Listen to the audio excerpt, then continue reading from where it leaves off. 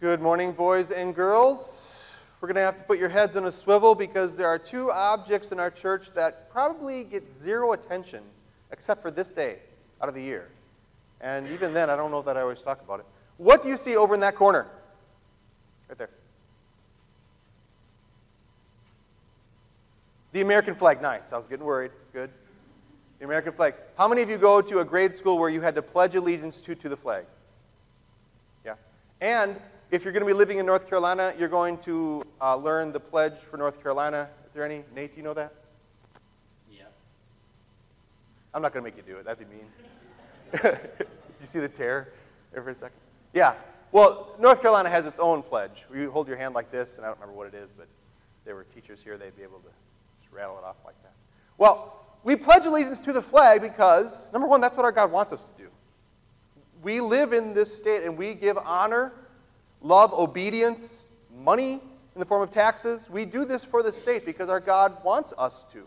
And so on a Sunday when we celebrate our nation, it's fitting to remember that we owe honor to the government and all authority that was established. In this sermon, you're going to hear me talk about teachers too, and how they are your representatives, and you owe them honor as well.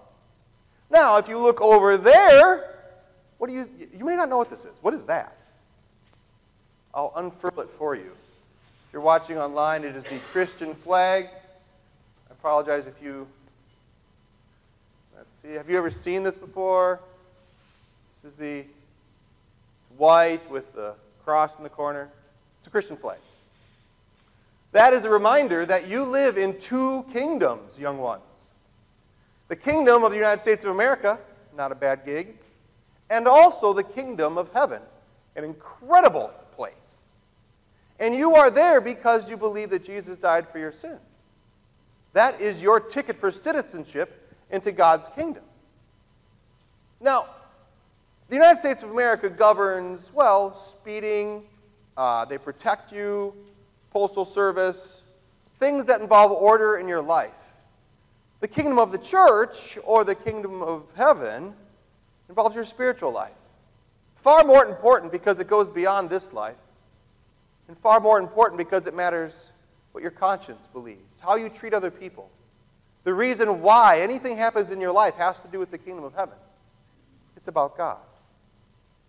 Now, keeping those two kingdoms mindful will help you guys a lot in life as you go forward, because you remember who's really in charge and why you obey and why you pledge allegiance to the flag. Let's hold our hands and pray.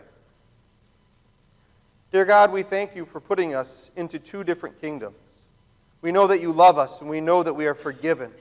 We are free because you have made us so. You have broken the chains of sin, death, and the devil. Help us to use our freedom in America, and help us to reflect the love that you've shown us on the citizens around us. Help us to obey the laws even when it's hard. Amen. You're excused to go back and sit with your parents, walking slowly.